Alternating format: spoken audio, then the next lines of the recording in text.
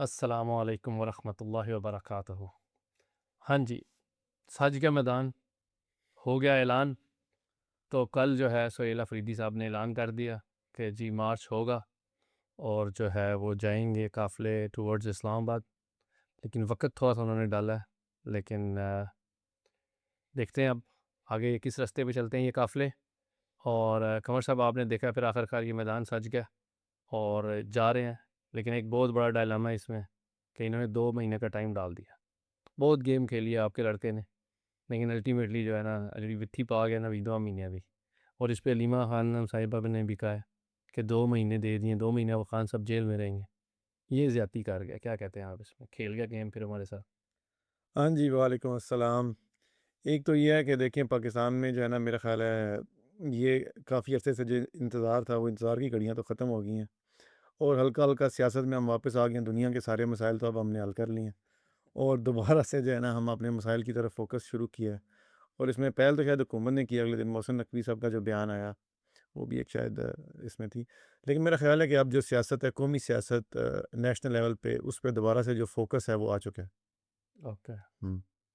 तो इसमें जो है अब आएगा काफ़िला इस्लामाबाद, बहुत से लोग आएंगे, सब कुछ होगा। पॉलिटिकल पार्टीज़ जो है उसने गियर अप कर दिया है। लेकिन ये टाइम डाल दिया इन्होंने। अलीमा खानम साहिबा को कॉन्फिडेंस में नहीं लिया। आज कोर्ट में उन्होंने कहा है कि अब 2 महीने, इसका मतलब है खान साहब जेल में रहेंगे। ये एक हफ्ते डेढ़ में अगर गेम डाल देते, कह देते 14 अगस्त को चलो जी, तो ये जो पार्टी में जो कंप्रोमाइज़ लोग हैं, ये जो कहते हैं कि नहीं सही खेलना, उन्हें सीधा सीधा नहीं तुरना, कह जो नहीं है आप आगे यार आप इस तरह चलें, बुजुर्ग खातून है, इमोशनल अटैचमेंट है, खान की बहन है, उनके स्टेक्स हैं, तो उन पे ये क्यों नहीं अमल करके चलते? बिस्मिल्लाह कर लें। उन्होंने या उनसे पूछ लेते 2 महीने का टाइम, अब ये बहुत लंबा टाइम डाल दिया इन्होंने। तो आप as a whole Lima Khan का जो फैक्टर है, जो उनका सियासत में, जो पीटीआई में उनका इन्वॉल्वमेंट, या जो उनकी गाइडेंस, या जो उनकी वजह से इसके अंदर अभी देखिए उन्होंने केपीके का टूर किया, गिलगित बल्तिस्तान गई हैं, और अल्टीमेटली मुझे तो लगता है उसी पुश के थ्रू ये जो जलसे वगैरह भी हुए हैं और अल्टीमेटली ये डेट दी गई है, वरना तो जड़ें ठंडे ही है। हाँ, मेरा ख़्याल है कि आप जो है ना अगर इस तरह से इनको इस एक एक फ़्रेमिंग तो इस सारी की है, जो जिस तरह से आपने फ़्रेम किया कि मतलब कहते हैं मैं जिसको कहूँगा कड़वा-कड़वा जो मीठा-मीठा हाँ, पाप और कड़वा-कड़वा के जो सारी गलतियाँ हैं या सारे जो मसाइल हैं वो पीटीआई की सियासी लीडरशिप के हैं और अलीमा खानम जो हैं वो मतलब खान साहब का एक कह लें मिनी वर्ज़न है। और क्योंकि उनसे वो वाइब भी आती है, she is strong, she is committed और बड़ी मेरा ख़्याल है दिलेर ख़ातून है वो। जी बिल्कुल।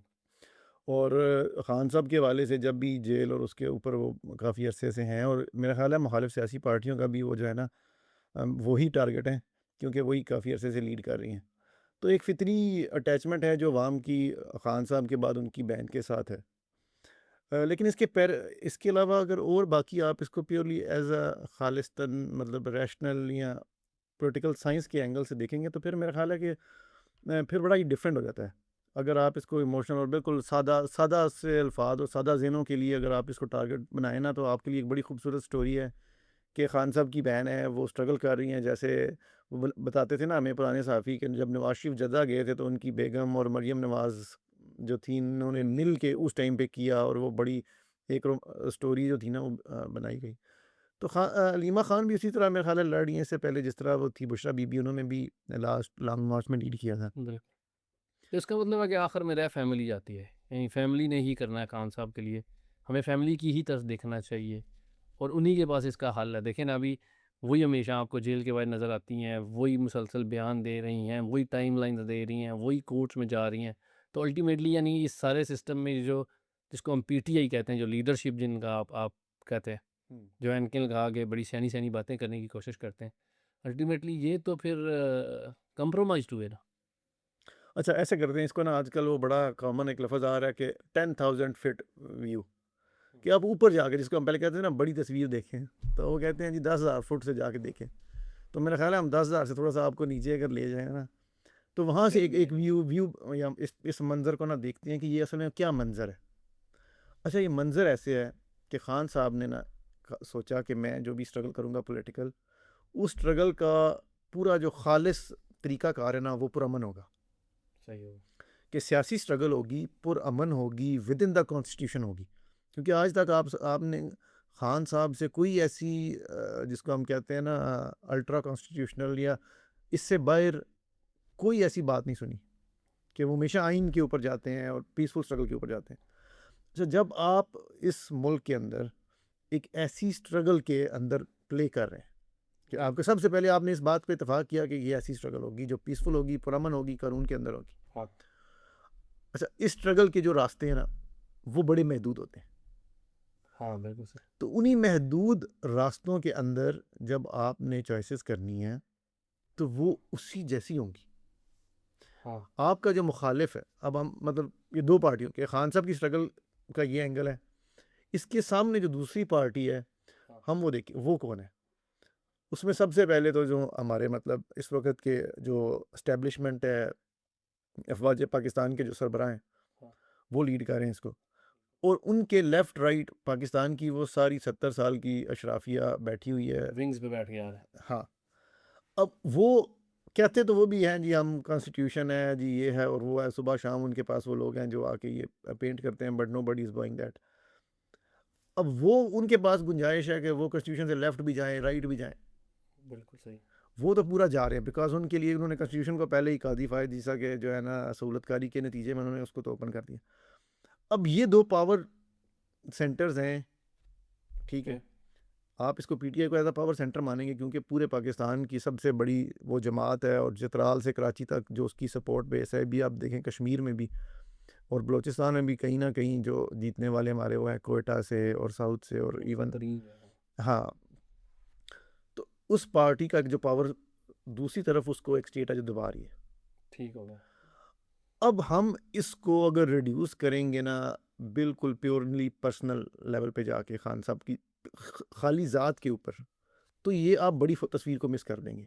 जो इस मुल्क की मिडिल क्लास, जो इस मुल्क के पढ़े लिखे लोग, जो इस मुल्क के जो ताजर हैं, जो किसान हैं, जो अपने राइट्स देख रहे हैं, वो सब इस सारी स्ट्रगल के अंदर अपने राइट्स देख रहे हैं कि हमें वो हकूक़ और बराबरी और इंसाफ मिलेगा। वो मुल्क जो बड़े अरसे तक मतलब जब हम जब बच्चे थे तो एक बहुत बड़ा आइडिया था पाकिस्तान का, हाँ। वो आइडिया जब उनको गुम होता हुआ नज़र आ रहा है ना इस शराफिया के नतीजे में, तो वो एक पावर सेंटर है। अब इन 2 पावर सेंटर्स के अंदर जो मखासमत है, जो महाज़ आई है, ये थोड़ी सी इम्पर्सनल है। जब हम इसको इस स्टोरी में रिड्यूस करते हैं ना तो असल में इस सारी बड़ी स्ट्रगल को हम बिल्कुल छोटी गली में बंद करते हैं। और मसला क्या है, जब भी आप इसको इतना पर्सनल कर देंगे ना तो होगा क्या कि कोई भी छोटी बैटल हारने के नतीजे में ये सब लोग ये इससे बददिल हो सकते हैं। तो मेरा ख्याल है इस वजह से या मैं इसको मज़ीद थोड़ा सा मेरा ख्याल है उसमें आसान अल्फाज में करता हूँ ताकि सुनने वालों के लिए ये उनको ये समझ आए कि आपने इस सारी स्ट्रगल की बुनियादी रिस्पॉन्सिबिलिटी किसके ऊपर डाली हुई है, पाकिस्तान तहरीक इंसाफ के ऊपर। जी जी। खान पाकिस्तान साहब के ऊपर और उनके हाँ, कि खान साहब नहीं है तो इसका मतलब है खान साहब की पार्टी है। हाँ ठीक हो गया। इस पार्टी ने क्या किया उस पर बात करते हैं। अब हम क्या करें, रिस्पॉन्सिबिलिटी सारी इस पार्टी की है लेकिन इस पार्टी के पास कोई अथॉरिटी नहीं है। ये है ना, वज़ीर आला हैं, सब कुछ है, इसके बाद इतने मज़े कर रहे हैं, बिल्कुल। एमएनएशिप के मज़े ले रहे हैं, मज़े ही मज़े ले रहे हैं। ये जो पार्टियों में ये जो बैठे हैं, हमेशा यही आर्गुमेंट है ना कि ये सब तो अपने जो है वो ऐशो इशरत के मज़े ले रहे हैं, और दूसरी तरफ खान साहब की फैमिली है, खान साहब खुद हैं, बुशरा बीबी हैं, वो असीरी में, वो उसने का जो है खजल और जलील हो रहे हैं, और ये सब के सब अपने मज़े ले रहे हैं। हम अथॉरिटी की बात कर रहे थे ना कि उन लोगों के पास रिस्पॉन्सिबल ये हम इस वक्त लड़ाई की बात करें हम हुकूमत क्योंकि केपी की हुकूमत में बात नहीं करते वो अथॉरिटी एक बिल्कुल डिफरेंट है। उस अथॉरिटी को तो हम पॉलिटिकल उसमें देखेंगे कि उसके उनकी जो अकाउंटेबिलिटी या उनकी जो पॉलिसीज़ हैं वो अथॉरिटी उस वाले से। पॉलिटिकल स्ट्रगल के वाले से हम कह रहे हैं कि सारी जो खान साहब बाहर नहीं आ रहे, जी जी। इसकी वजह कौन है? पहले वो गंडापुर साहब थे और अब अफरीदी साहब है, ठीक है। हाँ बिल्कुल, क्योंकि ये कुछ लेकिन नहीं कर पॉलिटिकल प्रोसेस के अंदर जो डिसीजन मेकिंग की अथॉरिटी है वो उनकी नहीं है। वो लीमा खान बताएंगी कि आपने क्या करना है, आपने कितने बंदे लेके डहलाने। तो लिहाजा अगर उन्होंने ये फ़ैसला किया है तो इस फ़ैसले को सपोर्ट किया जाना चाहिए था कि 27 सितंबर वाला। तो हम उनकी अथॉरिटी को एरोड कर रहे हैं कि नहीं उनको तो जल्दी करना चाहिए था, उनको ये करना चाहिए था, उनको ऐसे करना चाहिए था, उनको वैसे करना। तो जब उनको आप अथॉरिटी देंगे, अथॉरिटी का मतलब क्या होता है? जब वो इसको डिसाइड करेंगे तो सब लोग एज अ प्रिंसिपल्ड एक डिसिप्लिन के मुताबिक उनके इस फैसले को कबूल करेंगे और उनका उसी तरह साथ देंगे जिस तरह खान साहब या कोई भी खान साहब के बाद जो लीडरशिप थी उसका किया कि अब खान साहब की गैर मौजूदगी में ये अथॉरिटी है जो खान साहब ने खुद दी हुई है। हुसोएवर वो सलमान अकरम राजा हों, वो आफरीदी साहब हों, वो अ, बाकी जो भी कोई लीडर इनमें से होगा, क्योंकि बहुत सारे लीडर्स तो जेल में। जुनेद अकबर हैं के हाँ पीछे से। बिल्कुल। तो इनमें से जिसका भी जो भी होगा उसकी अथॉरिटी को आप मानेंगे जी ओके सियासी तौर पे वो तो करेंगे। वो कहती हैं ना कि ये तो अब आप ज्यादती कर रहे हैं कि वो हमेशा कहती हैं कि ये फैसले पीटीआई करेगी, पार्टी करेगी। और जब ये पार्टी हाँ, फैसला करती है तो उसके खिलाफ आप एक ऐसा छोटा सा बयान देते हैं कि वो सारी उसके नतीजे में पीटीआई की सारी अथॉरिटी जो है वो चैलेंज होती है। आप सोशल मीडिया पे जाएं। उनको काम था ना, पहले पूछ लेते शाम को फ़ोन करके। उन्होंने अपनी मर्जी से डेट दे दी 2 महीने आगे की। बिल्कुल, क्योंकि पार्टी की जो तंजीम है हाँ, वो सारी किसको समझ है। नहीं अब तो लीमा खान को भी काफ़ी टाइम हो गया ना, अब आप यानी इस बात पे कह देंगे कि उनको कुछ पता ही नहीं। नहीं बिल्कुल उनको मेरा मेरा ख्याल है कि ये जो पार्टी की तंजीम साजी है या पार्टी ने कैसे ऑपरेट करना होता है। लॉन्ग मार्च जब आप कर रहे हैं, मैं वही इसको दोबारा स्ट्रगल में दोबारा से एक दफ़ा जाएं कि आपके चलेगा। सामने फ़ौज है जिसने पहले 26 नवंबर किया है, हाँ, उसके बाद उन्होंने मुरीद का किया है, इस वक्त मुजफ्फराबाद रावला कोट में वो कर रहे हैं, बलूचिस्तान में वो लगातार चल रहे हैं। हाँ, आपने उसके सामने लॉन्ग मार्च कर रहे हैं और उन्होंने आपके ऊपर अपनी सारी इंटेंशन वाजी की हुई है कि वो क्या करते हैं। इसमें मेरा ख्याल है अगर आज भी कोई बता के ना कोई शक है, जो खान साहब कहते थे मेरी फ़ौज है, फ़ौज हमारी है, हम सब इसको ऑन करते, बिल्कुल सही। लेकिन वो फ़ौज जब जैसे उनके पास कवानीन अहकामात आते हैं उसके ऊपर वो जैसे अमल करते हैं, हम्म, क्या अब ये पाकिस्तान में किसी से ढका छुपा है। हाँ कि यानी गोली चल सकती है, बंदे मार सकते जब हैं यानी गोली जब चलने आएंगे। के नतीजे में जो लोग इससे पहले जो शहादतें हुई हैं बिल्कुल। उसके ज़िम्मेदार कौन है, वो अपने बच्चे बच्चे जो हैं हाँ, वो तो उस सारे ऑर्गेनाइजेशन को उसके ब्लेम करेंगे।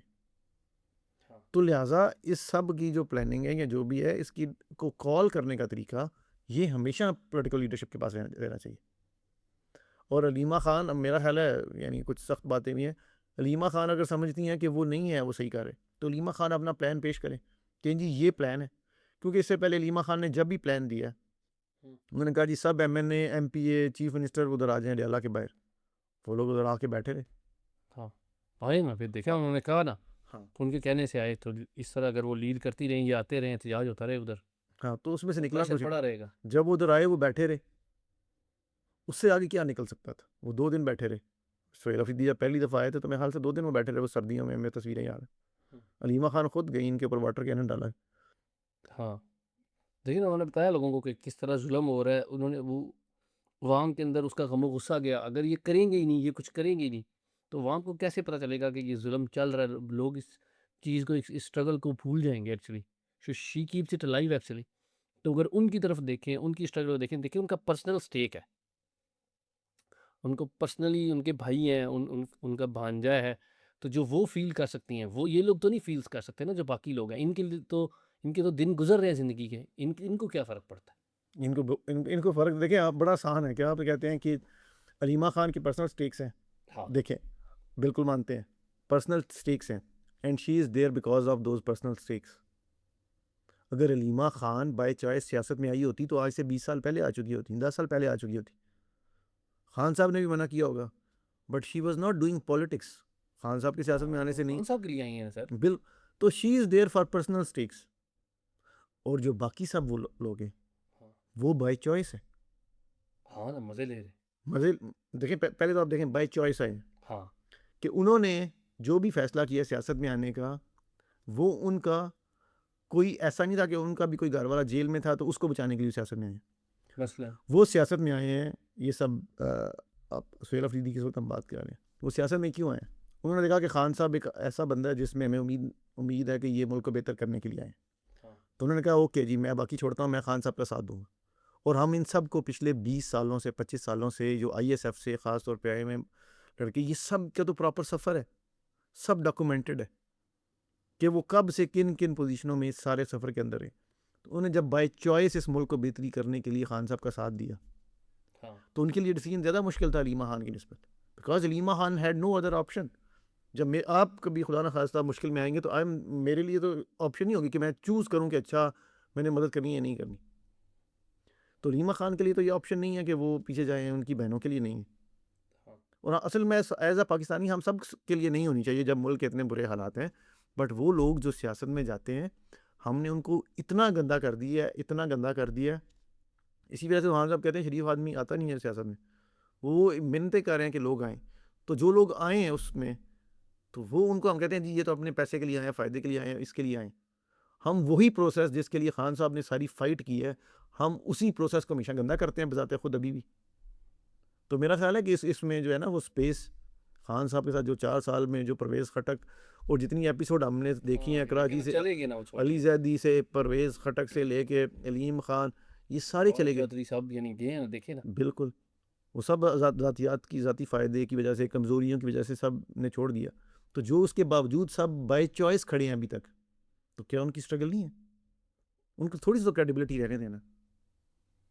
तो इस वजह से जब ये वलीमा ख़ान वो बार-बार इस पूरी पॉलिटिकल पार्टी को पहले यही एपिसोड पहले सलमान अकरम राजा के साथ एक दफ़ा हो चुकी है।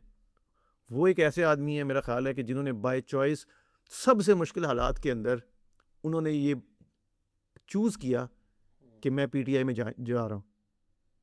इस सारी स्ट्रगल के बाद उन्होंने चूज़ किया कि मैं जा रहा हूँ। वो अकल है महवे तमाशाए लबे बाम अभी वाला साहब किया उन्होंने हाँ। तो। जब बिल्कुल पट्टी गर्म थी तो वो आए थे उस टाइम लाहौर से कि मैं इलेक्शन लड़ूंगा। हाँ। After everything happened actually. उन्होंने वो आपके बात ये है कि हम उस सबको एक्नॉलेज करना हमें लगता है कि यार ये तो बस ऐसा ही है। जस्ट बिकॉज़ हम इसको एक फैंटेसी फ़िल्म से ज़्यादा पॉलिटिक्स को नहीं देखते। हम इसको समझते हैं ये टी20 मैच होना चाहिए, हर वक़्त छक्के-चौके लगने चाहिए। जब छक्के-चौके नहीं लग रहे ना इसका मतलब है कि जो है ना उसको इस बैट्समैन को बाहर निकालो, अफरीदी को अंदर डालो। आया ना अफरीदी, देखा ना अभी आपने, मैं आपको यही कह रहा देखिए अब हमारे पास भी एक अफरीदी है लेकिन ये अफरीदी जो है ना वो समझदार है, ये हूँ। उस तरह लाफ्टर। टल्लों से नहीं आया। ये टल्लों वाला अफरीदी नहीं है, हाँ। ये समझदार अफरीदी है, इसके हाथ मज़बूत करें। बिल्कुल। तो थैंक यू वेरी मच। उम्मीद है आपको हमारी ये डेविल्स एडवोकेट और थोड़ी सी नोक जोक आपको पसंद आई होगी। We just wanted to put a bigger picture out there कि इधर से दलाइल क्या हैं, इधर से दलाइल क्या हैं, और इन हालात में जो पॉलिटिकल पार्टी को खान साहब जो पूरी अथॉरिटी दे के गए हैं, हमें इस हालात में उनको सपोर्ट करना चाहिए या नहीं करना चाहिए, ये आप इसकी बेसिस पे डिसाइड कर सकते हैं। लेकिन ये जो तमाम पॉलिटिकल लीडरशिप इस टाइम जो स्ट्रगल कर रही है, मेरा ख्याल है ये हम इससे देखना चाहिए कि क्या खान साहब ने इंशाल्लाह आने के बाद अमेरिका का वज़ीर आज़म लग जाना है या यूके का या प्रेसिडेंट लग जाना है। इसी पाकिस्तान का प्राइम मिनिस्टरशिप के लिए वो स्ट्रगल है। आएँगे, सिस्टम चेंज करेंगे। तो इन लोगों को उस टाइम वो कौन से ऐसे फ़वाइद खान साहब दे सकते हैं, जो आज उनको वो सब कुछ देने के लिए तैयार नहीं है। तो वो कौन से वेस्टेड इंटरेस्ट्स हैं, वो कौन-सी ऐसी इमारात हैं, जो आज नहीं मिल सकती इन इस लीडरशिप को, इन लोगों को, जो उस वक़्त में मिलेंगी। तो कभी अकेले बैठिए, इसके बारे में ज़रा एक दफ़ा सोचिए और फिर लेट्स लाइक वर्क टुगेदर। और हम होप करते हैं कि आने वाला वक़्त एक अच्छा मज़ेदार इस पाकिस्तान के लिए बेहतरीन वक़्त होगा, जहाँ पे लोगों खुशहाल होंगे, गरीब आदमी का इस्तेहसाल बंद होगा और ये एक बेहतरीन और तरक्की करता हुआ मुल्क होगा। बहुत शुक्रिया। अस्सलाम वालेकुम।